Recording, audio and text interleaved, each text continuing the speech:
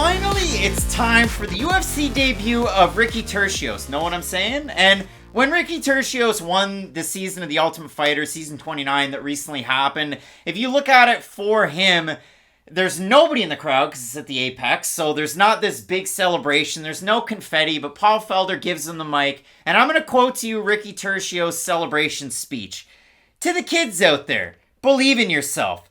Don't fear failure. Dream big. Work hard. Stay positive. Enjoy the journey. So for Ricky Turcios... As good of a message as we've ever heard inside of a UFC octagon. Doing it for the Lord and having a good time while he's doing it. And for Turcios, he did have a very memorable run. He was the winner of the Ultimate Fighter 29. Like, even if he didn't get the trophy, Ricky Turcios the most popular guy off of that season. Like, we talked about Tresean, Gore, and Brian Battle earlier on this card. But Ricky Turcios really won in the court of public opinion as well. So a big win over Brady Heastan on the finale. It was a split decision win for Turcios, who was just able to mix his martial arts in that one. He did get a knockdown in that fight as well. That was a wild fight too. Like, it goes without saying that was an amazing fight, and I can't wait to see more out of Brady Heastan as well. Yeah, that was one of those Ultimate Fighter finales where, okay, it was a great fight. I thought Turcios definitely did enough to win. He landed by far the more damaging shots in the feet, but it was over, and you go, well, can they not just get both guys a contract right now?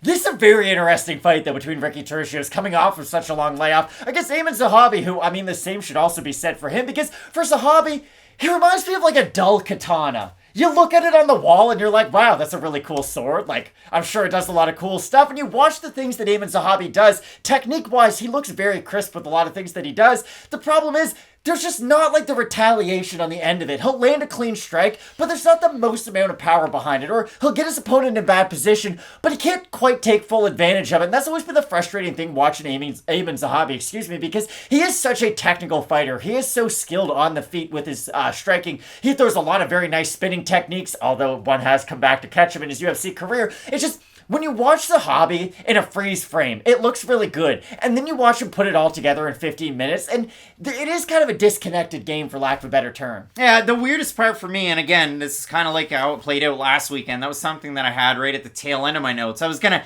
end on that. The dull katana? Well, no. I mean, would Dana White buy him off the rack at Pawn Stars, do you think? He'd try to probably haggle the boys down at Pawn Stars, even though he sold the UFC for $1 trillion. But when I do look at it for Aiemann Zahabi, he does actually have a win that plays into the conversation out of this one. He beat an Ultimate Fighter winner, Reginaldo Vieira. He got that win in Halifax, Nova Scotia, Canada. We were there for that. The UFC debut of Aiemann Zahabi, he parlays that into a fight against Ricardo Ramos at UFC 217, my favorite card ever. And Ricardo lands not one, but two spinning back fists that end up knocking out Aiemann Zahabi. So if you do look at it for Zahabi, the win against Reginaldo Vieira 5 years and 3 months ago, the loss to Ramos 4.5 years ago, then he takes some more time off, fights in Canada, takes on Vince Morales, loses a fight by decision where it was like he was fighting through mud. He just wasn't doing a whole lot in that one.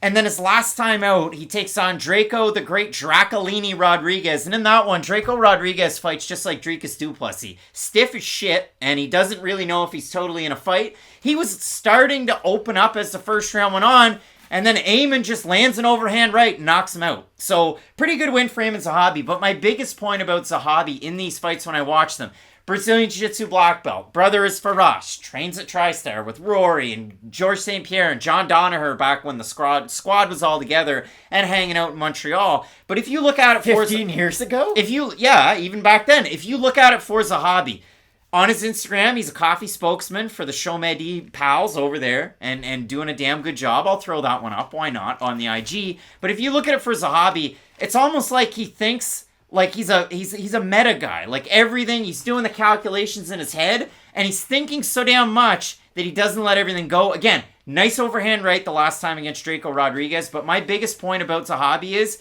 as good as his strikes are, and his grappling is, he doesn't do enough of any of it. I think that's a really good point to bring up, how there does seem to be a delay between, okay, I want to do this technique, and it's not just him doing it. Dan Hardy talked about this for the longest time, and it's, you have known skills and you have learned skills. For instance, Dan Hardy applied it to himself, so I remember this example perfectly. Dan Hardy learned how to grapple later on in life, so when he was grappling with guys, he could still do it. He was a very good defensive grappler, but he was always kind of a step behind because he'd have to think about what he's doing before he could pull it off. Whereas with striking, he could just let his hands go. It was all very natural to him. And that's the thing about Aiemann Zahabi. I don't know what comes natural to him because A, he is very well-rounded, so you could look at that as a positive, but also there does seem to be that kind of half-second delay. Now, I will say this.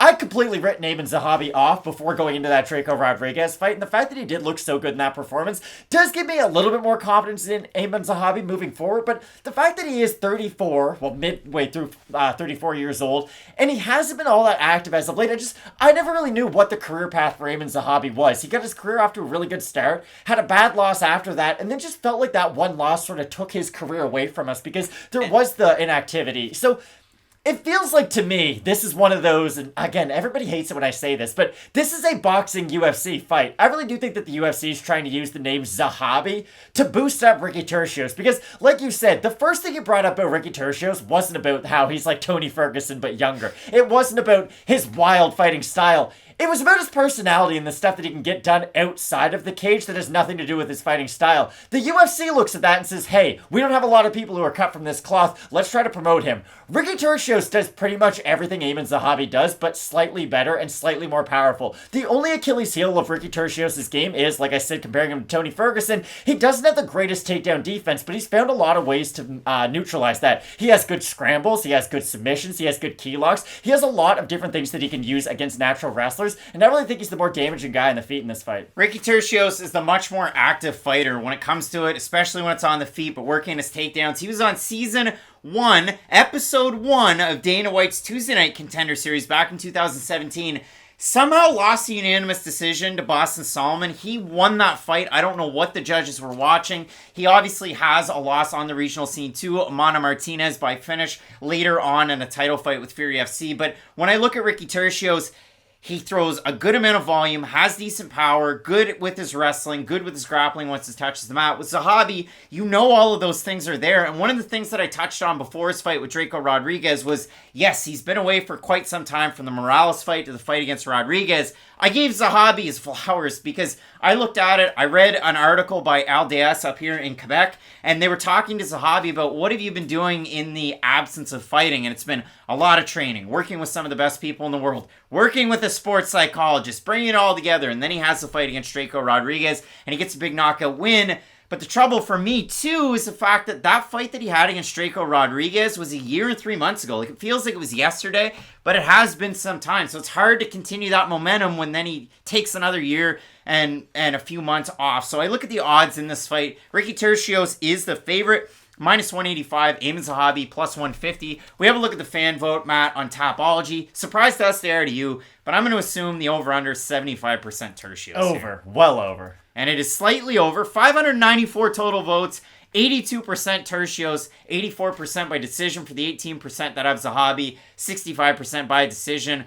I'm eager to see if this gets to a second round. Like, what does Aiemann Zahabi look like? Because sometimes he picks it up in the first round. He can slow down in the second round. He picks it up in the third round. He's a little bit of a puzzling fighter. I just like the output and the overall game plan of Turcios, bringing it into the cage. Team Alpha Male is one gym that he trains out of, his home gym. Gracie Baja Woodlands, that's Alex Morono's gym, so I like those combinations for him as well. Imagine how good the sparring sessions must be between Ricky Turcios and Song Yadong. Could you imagine being in the gym for that? Like, that would be a fight night quality fight right there. And these guys have each other as a training partner in the same weight class, which is a really important thing to bring up. I think this is an awful fight for Aiemann Zahabi. I kind of said that earlier on in the video. He's a step slower than Ricky Turcios in pretty much every area of MMA. And Turcios, he doesn't have these ebbs and flows to his game. He just stays at a constant pace, which is a ridiculous pace to keep throughout his fights. And now, in a 25-minute fight, I will be curious to see how does Turcios kind of, weather himself.